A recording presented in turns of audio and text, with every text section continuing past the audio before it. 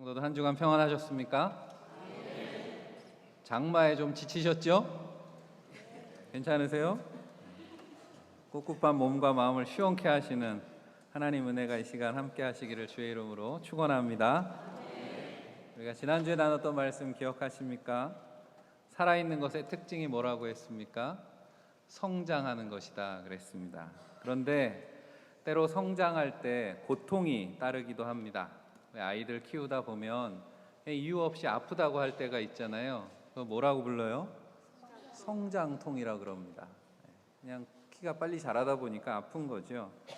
그래서 또 아픈 만큼 성숙해지는 거라고 고통을 인내하라고 하지만 고통이 달가운 사람은 아무도 없습니다. 그렇게 성장이나 성숙을 위한 고통이 아니라고 하더라도 우리가 살다 보면 고통스러운 일들을 당할 때가 있지요. 고통의 시간을 보내고 있는 성도들도 많이 계실 거라고 생각합니다. 아무도 피할 수 없는 고통이라고 하는 인생의 문제는 그래서 오래전부터 다양한 철학이나 종교의 씨름의 주제가 되었습니다. 우리가 성경 속에 고통이라고 하는 표현이 어디에 제일 처음 나오는지 아십니까? 창세기 3장 16절에 보면 또 여자에게 이르시되 내가 내게 임신하는 고통을 크게 더하리니 내가 수고하고 자식을 낳을 것이며, 이 말씀에 고통이라고 하는 말이 처음 나옵니다. 인간이 범죄한 후에 하나님께서 하와에게 주셨던 말씀이죠. 성경에서는 큰 고통을, 인생의 어떤 큰 고통을 말씀할 때 자주 이 출산의 고통으로 이야기를 합니다. 산고라고 이야기를 하는 거죠. 그런 데는 다 이유가 있는 겁니다. 성경은 생명과 함께 고통이 시작된다라고 말씀하고 있습니다. 그런데 처음부터 그랬던 건 아니라는 거죠. 하나님께서 보시기에 참 좋았더라. 세상을 만드실 때, 인간을 창조하실 때는 그렇지 않았는데 이 땅의 피조물들이 살아있는 동안 고통을 겪게 되는 이유가 바로 인간의 범죄함 때문이다라고 말씀하고 있습니다.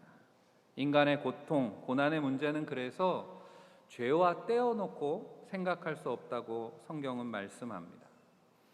오늘 우리가 디모데후서를 읽었습니다. 성경에 사도 바울이 기록한 서신들 가운데 가장 마지막에 사도 바울이 기록한 서신이라고 알려져 있습니다. 그래서 바울의 유언과 같은 그런 고백들이 디모데후서에 나오는데, 바울이 자신의 아들과 같이 여겼던 사랑하는 제자 디모데에게 보낸 이 마지막 편지 속에 복음의 사명을 끝까지 잘 지켜라 라고 당부하는 내용이 주제인데, 그 내용 속에 바울은 그리스도인이 살아가는 세상, 말세의 마지막 때의 특징에 대해서 이렇게 전합니다. 우리가 오늘 14절부터 읽었지만 성경 3장 1절을 보시면 너는 이것을 알라, 말세에 고통하는 때가 이르러 라고 말씀합니다. 말세는 고통의 시대가 될 것이다 라고 말합니다. 성경을 펴고 계시다면 이어지는 말씀 2절부터 5절에 고통의 시대가 어떤 모습인가 라고 하는 것을 바울이 어떻게 설명하는지 함께 천천히 읽어보겠습니다. 2절부터 5절입니다.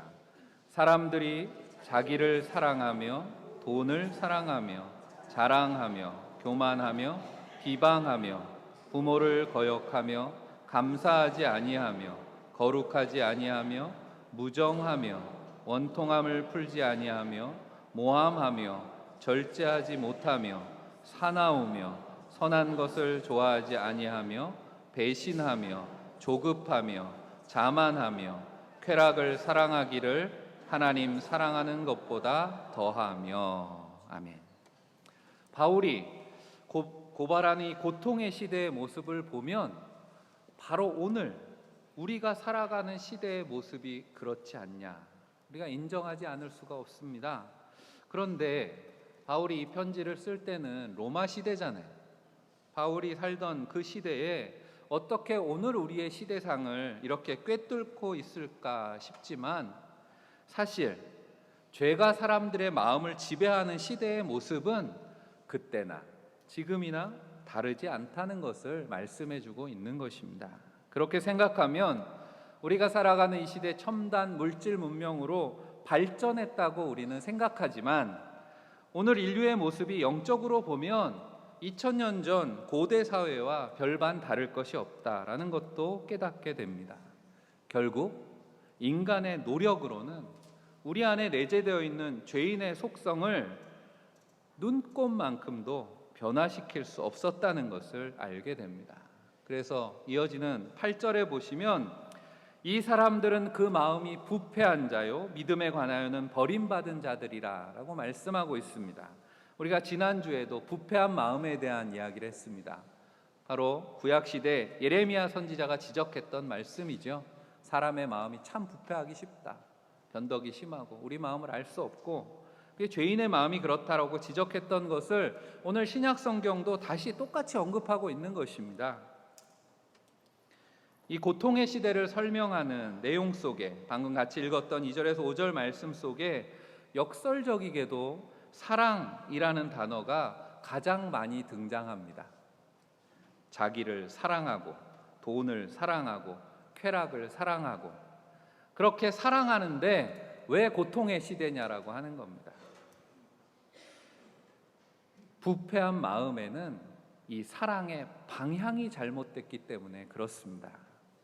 하나님이 주신 사랑의 원래 목적이 무엇입니까? 하나님은 우리에게 사랑을 베푸시고 우리 땅에 보내실 때 하나님의 목적은 생명에 있다는 것이죠. 생명을 풍성하게 하는 것. 예수님도 말씀하셨습니다. 요한복음 10장 10절에 내가 온 것은 양으로 생명을 얻게 하고 더 풍성히 얻게 하려는 것이라. 하나님의 뜻은 거기에 있습니다. 우리에게 물질도 주시고 즐거움도 주시고 하나님이 주신 생명을 더 풍성하게 하기 위한 다 도구라고 하는 거죠. 그런데 그것을 목적으로 삼으면 안 된다는 겁니다. 그 자체가 목적이 될 수는 없죠. 우리가 죄를 의미하는 성경의 단어 가운데 관역을 벗어나다라는 뜻이 죄라는 단어에 있습니다. 사랑의 하나님이 목표가 되지 않는 사랑도 마찬가지입니다. 관역을 벗어난 사랑이 되는 것이고 거짓된 사랑이 됩니다.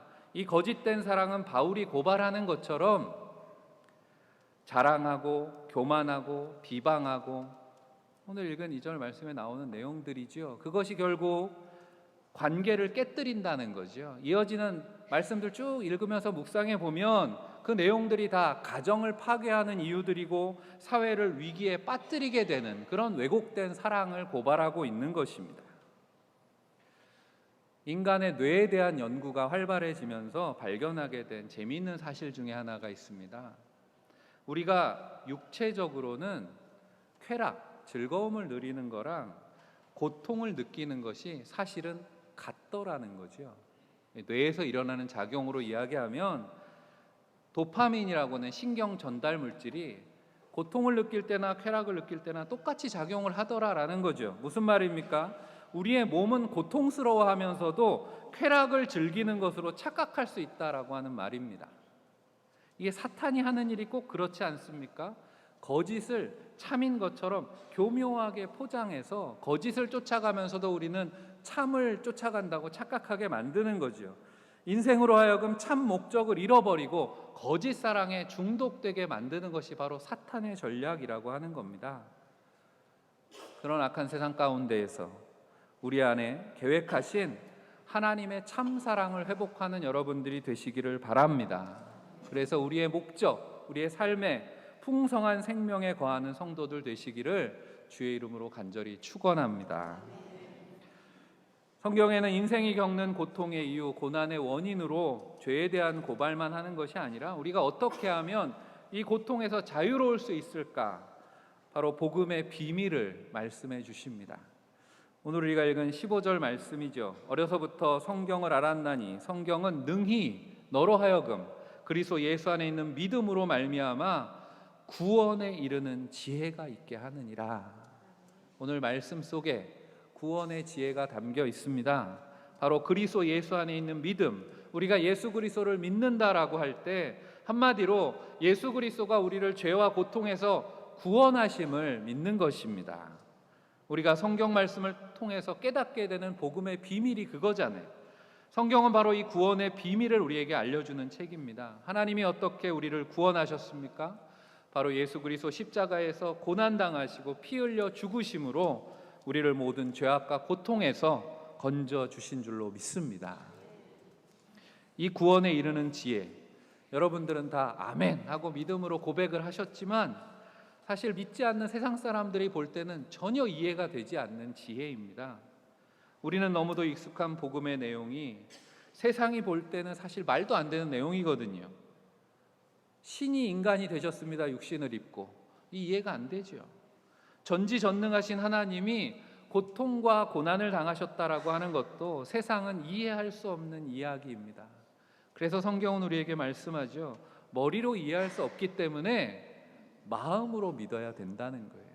우리가 잘 아는 로마서 10장 9절 10절 말씀에 내가 만일 내 입으로 예수를 시인하고 주로 시인하고 또 하나님께서 그를 죽은 자 가운데서 살리신 것을 내 마음에 믿으면 구원을 받으리라. 사람이 마음으로 믿어 의에 이르고 입으로 시인하여 구원에 이르느니라. 아멘. 사랑하는 성도 여러분, 고통 중에 있으십니까? 이해가 되지 않는 고난의 한가운데 계십니까? 우리의 모든 고통을 공감하시기 위해서 주님이 육신을 입으셨고 주님이 오늘도 우리에게 말씀하실 때 그 능력이 믿음 안에서 우리를 구원하시는 줄 믿습니다. 지난주에 기도에 대해서 이야기하면서 기도는 하나님과 공감하는 시간이라 그랬습니다. 마음이 같아지는 거죠. 내 마음 나도 모르고 내 마음대로 되지도 않고 하지만 하나님의 은혜가 임할 때 우리 안에 변화가 일어납니다. 주님께서 주님의 마음을 우리에게 담아주실 때 비로소 우리는 제대로 기도할 수 있는 것입니다. 그렇다면 오늘 말씀에 대해서는 하나님의 감동이라고 표현하고 있습니다. 이 감이라고 하는 건 공감 감동의 똑같은 감자잖아요. 마찬가지로 우리가 말씀을 대할 때도 공감하시는 하나님의 도우심이 필요하다는 그런 의미겠죠. 헬라어 성경에 보면 우리 번역에는 하나님의 감동이라고 이렇게 두 단어로 되어 있는데 헬라어는 하나의 단어입니다. 테오프뉴토스라고 하는 합성어인데 직역하면 하나님께서 숨을 불어 넣으셨다라는 뜻이에요. 무슨 뜻이라고요? 하나님께서 숨을 불어 넣으셨다. 그러면 떠오르는 장면이 있죠. 하나님이 숨을 불어 넣으셨다. 언제 그러셨죠? 창조 때 하나님께서 인간을 만드실 때 진흙을 빚어서 사람을 만드시고 그 코에 생기를 불어 넣으시니 생명이 되었다. 창세기 2장 7절의 말씀입니다. 그렇다면 모든 성경은 하나님의 감동으로 되었다라고 하는 이 말씀에 담긴 의미가 무엇인지 깨닫게 됩니다. 성경은 구약 신약 66권이 오랜 시간에 걸쳐서 많은 저자들에 의해서 기록되었다고 우리는 알고 있습니다. 분명히 사람이 기록한 거예요. 그들이 살아있던 시대, 문화, 역사적인 배경이 다 이 안에 담겨 있습니다. 그런데 그런 성경이 어떻게 하나님의 말씀이 될 수 있느냐라고 하는 거죠. 진흙에 하나님의 호흡이 담길 때 생명을 얻게 되는 것처럼 하나님의 숨결이 말씀에 닿게 될 때 그 말씀이 우리에게 살아있는 하나님의 말씀이 되는 줄 믿습니다. 그래서 우리가 잘 아는 히브리서 4장 12절은 하나님의 말씀은 살아있고 활력이 있다 이렇게 말씀하는 거죠. 좌우의 날선 어떤 검보다도 예리하여 혼과 영과 관절과 골수를 쪼개기까지 하며 또 마음의 생각과 뜻을 판단하나니 하나님의 영이 말씀에 임하게 될 때 그 말씀은 살아서 그런 역사를 불러일으킨다라고 하는 거죠. 하나님의 숨을 뜻하는 헬라어 푸뉴마라고 하는 것은 성경에 자주 성령으로 번역되었습니다. 부활하신 주님도 제자들을 만나셨을 때 부활하신 주님이 제자들을 만나셔서 요한복음 20장 22절에 보면 말씀을 하시면서 그들을 향해서 숨을 내쉬며 이르시되 성령을 받으라 하셨다는 거죠.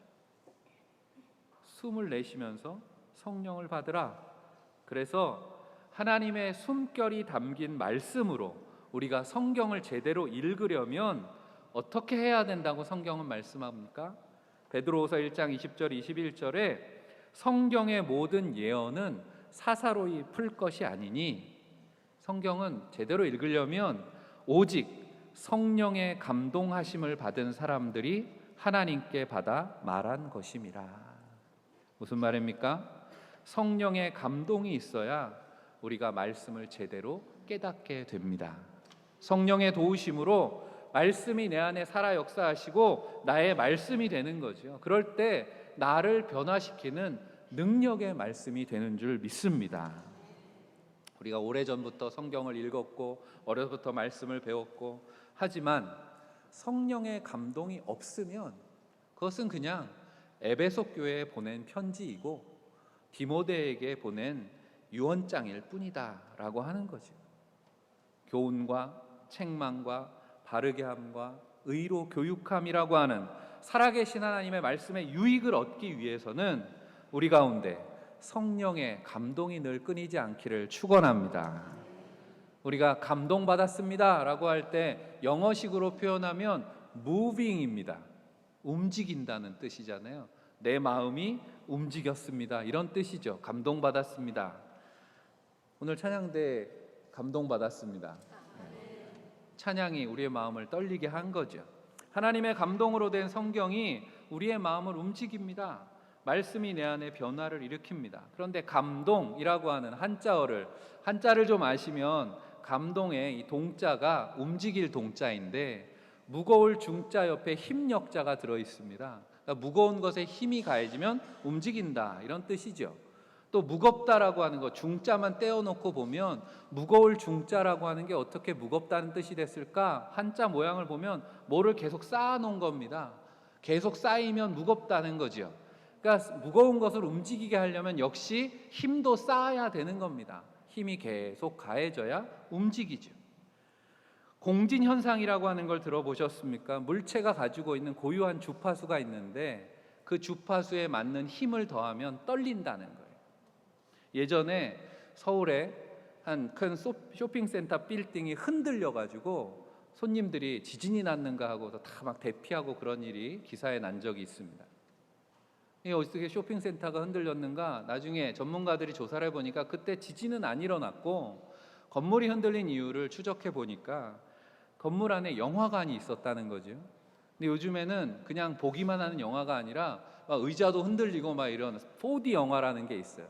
그래서 영화에 맞춰가지고 그것을 느낄 수 있게 움직이는 의자가 그 의자의 떨림이 이 건물의 공진 주파수랑 똑같더라는 거죠. 그러다 보니까 의자의 떨림들이 모여서 그 큰 건물을 흔든 겁니다. 건물도 고유한 주파수를 가지고 있는데 그 떨림이 반복되면 그 힘이 쌓여서 튼튼한 건물도 무너뜨릴 수 있다라고 하는 거죠. 우리가 소리로 하면 공명이라고 하지요. 그래서 마이크가 공명이 되면 이렇게 소리가 커지는 거, 아니면 라디오가 주파수를 맞추면 그 방송을 들을 수 있게 되는 거, 이런 게 다 같은 원리인데 의자의 떨림이 빌딩을 울렸습니다. 울림이 쌓이고 쌓여서 빌딩을 흔들었다라고 하는 거죠. 하나님의 말씀의 감동은 그렇게 우리를 떨리게 합니다. 하나님의 사랑에 담긴 말씀이 우리의 삶을 흔들고 변화를 일으키죠. 하지만 그 변화는 작은 떨림으로부터 시작된다는 것을 잊지 마시기를 바랍니다. 오늘도 교회학교 광고를 했습니다. 이번 주간엔 청년부 수련회도 있는데 기도해 주시기를 바랍니다. 그런데 여름 성경학교나 수련회 한 번 참석해서 자녀들의 신앙이 확 바뀔 거라고 기대하십니까? 아멘 안 할 줄 알고 물어보는 거죠. 왜 아멘을 안 하십니까? 하나님이 하시면 하는 거지. 하나님께서 이번 여름 성경학교 수련회를 통해서 우리 사랑하는 자녀들, 청년들의 삶이 변화되는 계기를 만들어 주실 줄 믿습니다. 그렇게 기대하면서 기도하는 거지요. 하지만 왜 아멘들을 처음에 못 하셨을까요? 그렇지 않다는 우리가 너무 잘 알기 때문에. 한국 교회에서의 유명한 부흥사였던 김익두 목사님을 아십니까? 깡패 김익두라고 이렇게는 아실 거예요. 이분이 왜 깡패 김익두가 됐는가? 젊어서 인생에 실패하고 술주정뱅이가 되었습니다. 그래서 사람들 괴롭히는 거죠. 그래서 깡패 김익두에 사람들이 막 피하는 그런 인물이 되었습니다. 동네에서 깡패로 악명이 높았는데 그러던 어느 날 장터에서 여자 외국인 선교사가 전해주는 전도지를 하나 받은 거예요. 전도지 받을 때는 그냥 나중에 코나 풀지 이러고서 꾸겨 넣었다는 거예요. 그런데 나중에 그걸 살펴보는데 마음이 떨렸습니다. 인생은 풀과 같고 그 영광이 꽃과 같으나 풀은 마르고 꽃은 떨어지되 주님의 말씀은 세세토록 있느니라. 베드로전서에 있는 이 말씀이 전도지에 적혀 있었어요. 인생에 실패하고 고통의 시간, 암흑과 같은 그런 시기를 살아가면서 삶이 뭔가 고민하고 있는 그에게 하나님의 말씀은 영원하다라는 말씀이 그 마음에 떨림을 일으켰습니다. 그러나 그 한 번의 떨림이 기믹두, 깡패 기믹두를 부흥사가 되게 한 건 아닙니다. 선교사가 인도하는 부흥에 참석했고 거기서 회개하게 되고 선교사의 기도를 받고 권면하면서 말씀을 쥐어줍니다. 말씀을 열심히 읽으라고. 그때부터 1년 동안 성경을 읽었습니다. 몇 번이나 읽었을까요? 한두 번 읽었으면 제가 얘기를 안 하겠죠. 1년 동안 100번을 읽었습니다. 성경을 읽어나가는 동안에 그의 떨림이 커지기 시작하는 거죠. 그의 마음이 변화되고 그의 삶이 변화되고 그 주변을 변화시키기 시작했습니다. 나중에 목회를 하면서 변화된 그가 가는 곳마다 기적과 부흥을 경험했습니다. 김익두 목사님이 목회하던 교회에 부흥회를 열면 전국 곳곳에서 수만 명의 사람들이 몰려와서 은혜를 받았다는 거죠. 그 후로 만주, 시베리아를 가리지 않고 아직 우리가 독립하기 이전에 일제시대 때부터 시작해서 평생 동안 700번이 넘는 부흥회를 인도하고 한국교회 초대 부흥회 그런 큰 역할을 했다는 거죠. 그의 부흥회 때 영향을 받아서 목사가 된 수많은 인물들 중에는 우리가 잘 아는 신사참배 때 순교한 주기철 목사님도 포함이 되어 있습니다. 한 사람의 마음에 말씀의 감동이 쌓이고 쌓일 때 이런 큰 변화가 일어나는 줄 믿습니다. 교훈과 책망과 바르게 함과 의로 교육하는 말씀들이 쌓여서 우리 마음의 변화를 일으킵니다. 한 번에 변화할 것이라고 이야기하는 것은 사탄의 유혹에 가깝습니다.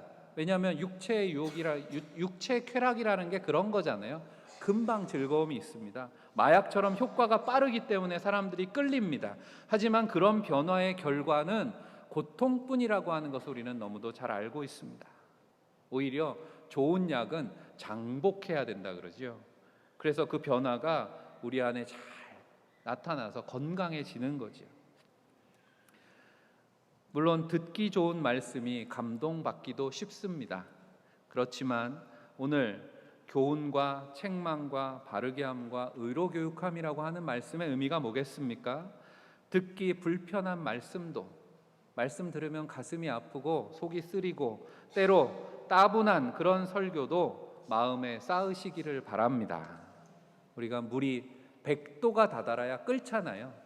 그런 것처럼 쌓이고 쌓인 말씀의 감동이 임계점에 다다르게 되면 건물이 움직이듯이 요지부동 죄인의 굳어진 마음에 떨림, 균열을 일으키고 변화를 가져오는 것입니다. 그렇게 성령의 하나님의 말씀으로 마음이 감동된, 이거 음악 용어로는 조율한다 그러죠. 하나님 말씀에 조율된 사람에게는 말씀이 이제 능력으로 그의 삶 가운데 드러나고 열매 맺게 된다라고 하는 거죠. 그렇게 성령의 감동이 변화된 삶의 능력으로 열매 맺는 성도들이 다 되시기를 축복합니다. 어떻게 하면 우리가 그런 성도가 될 것인가? 디모데전서 후서에 딱 한 번씩 나오는, 신약 성경에 그래서 2번 나오는 표현이 있는데 한번 찾아보세요. 17절에 이는 하나님의 사람으로 온전하게 하며 모든 선한 일을 행할 능력을 갖추게 하려 함이라 라는 말씀에 들어 있습니다. 어떤 단어 같아요? 하나님의 사람이라는 말씀이 신약 성경에 딱 2번 나오는데 그게 디모데전서 후서에 한 번씩 나옵니다. 구약 성경에 많이 나오는 표현이에요. 구약 성경에 모세와 사무엘, 다윗, 엘리야와 엘리사 이런 위대한 신앙인들을 칭할 때 붙이는 호칭이 바로 하나님의 사람입니다. 하나님의 사람, 그들은 한결같이 하나님의 말씀에 감동으로 살았던 사람들입니다. 시편의 고백처럼 주의 말씀은 내 발의 등이요 내 길에 빛이 되십니다 라고 고백하면서 말씀의 감동을 따라서 주님이 가라 하시면 가고 서라 하시면 서고 그런 사람들이 바로 하나님의 사람입니다. 바울이 그러면 왜 디모데를 하나님의 사람이라고 불렀을까? 디모데에게서 그런 신앙, 말씀에 조율된 신앙을 보았다는 거지요. 그래서 디모데에게 이 말씀을 전하는 겁니다. 12절 13절에 나오는 것처럼 경건한 사람들은 박해를 받고 사탄의 세력들은 더 악해지는 이 고통의 시대 말세를 어떻게 이겨야 하는지 누구보다 잘 알고 있는 사람이라는 뜻이죠. 어떻게 잘 알고 있습니까? 어려서부터 디모데는 자신의 삶을 온전하게 지켜주시고 믿음의 선한 싸움을 싸우게 하는 능력이 바로 하나님의 말씀에 있다는 것을 배워서 알았다는 거예요. 하나님의 사람은 쾌락에 쉽게 움직이는 육신의 사람과 다릅니다. 순간적인 감동과 영원한 감동을 분별할 줄 아는 사람입니다. 하나님의 사람, 사랑하는 디모데를 향한 바울의 애정이 담긴 호칭이지만 성령의 감동이 있는 하나님의 말씀으로 살아가고자 하는 모든 그리스도인들이 하나님의 사람 되는 줄 믿습니다. 왜냐하면 하나님은 하나님의 백성들이 다 그렇게 되기를 원하셨다는 거죠. 우리가 구약 성경에도 이스라엘 백성들에게 하나님께서 언제 말씀을 주셨습니까? 애굽에 종살이할 때 말씀을 주지 않으셨고 출애굽한 이스라엘 백성들에게 율법을 주셨다는 것을 우리가 주목해 봅니다. 출애굽기 20장에 보면 하나님께서 이스라엘 백성들에게 십계명, 하나님의 말씀을 주시면서 하셨던 말씀이 출애굽기 20장 1절 2절에 나옵니다. 하나님이 이 모든 말씀으로 말씀하여 이르시되 나는 너를 애굽 땅 종되었던 집에서 인도하여 낸 내 하나님 여호와니라. 무슨 말씀입니까? 뒤집어서 읽어보면 하나님께서 너희를 자유케 하셔서 너희에게 말씀을 주신다라고 하는 거죠. 말씀은 노예가 아니라 자유케 된 이들에게 주시는 하나님의 명령입니다. 종과 자유인의 차이가 뭡니까? 종은 선택권이 없어요. 하지만 자유인은 글자 그대로 선택의 자유가 있다는 거죠. 그리고 자신이 선택한 것에 대해서 책임과 결과가 따릅니다. 자유케 하시는 하나님의 말씀 앞에 언제나 선택과 결단이 요구되는 이유인 거죠. 출애굽한 이스라엘 백성들이 가나안 땅, 약속의 땅을 눈앞에 두었을 때 그들에게 주신 말씀이 신명기인데 신명기 28장 우리가 잘 알고 있습니다. 너희 앞에 두 갈래의 길이 있다는 거예요. 축복의 길과 저주의 길입니다. 그것은 하나님의 말씀에 어떻게 반응하는가에 따라서 순종하느냐 거부하느냐 선택에 달려 있다라고 하는 것입니다. 어떤 길을 선택할 것이냐라는 거죠. 미국의 시인 로버트 프로스트가 쓴 가지 않은 길이라고 하는 시가 있습니다. 가지 않은 길이라는 시의 마지막 부분을 읽어드립니다. 훗날에 훗날에 나는 어디에선가 한숨을 쉬며 이야기할 것입니다. 숲속에 두 갈래 길이 있었다고. 나는 사람이 적게 간 길을 택하였다고. 그리고 그것 때문에 모든 것이 달라졌다고. 말씀은 우리에게 선택을 요구합니다. 그 선택 앞에 우리가 어떤 말씀을 쌓아가느냐, 우리와 하나님과의 관계가 달라지고 우리의 삶이 달라지는 줄 믿습니다. 하나님의 백성으로 구별된 삶, 하나님이 주시는 감동, 성령에 순종하는 길을 택하는 저와 여러분들이 되시기를 바랍니다. 사랑하는 성도 여러분, 살아있는 것이 고통이 되는 시대, 죄와 유혹으로 거짓 사랑의 길을 잃고 방황하는 이 시대에 살아 역사하시는 말씀의 능력으로 살아가는 성도들이 다 되시기를 바랍니다. 그래서 날마다 말씀을 통해 우리 안에 성령의 감동이 차곡차곡 쌓여서 생명을 변화시키는 감동으로 고통의 시대를 이기는 하나님의 사람들, 복된 성도들이 다 되시기를 주의 이름으로 간절히 축원합니다. 기도하겠습니다.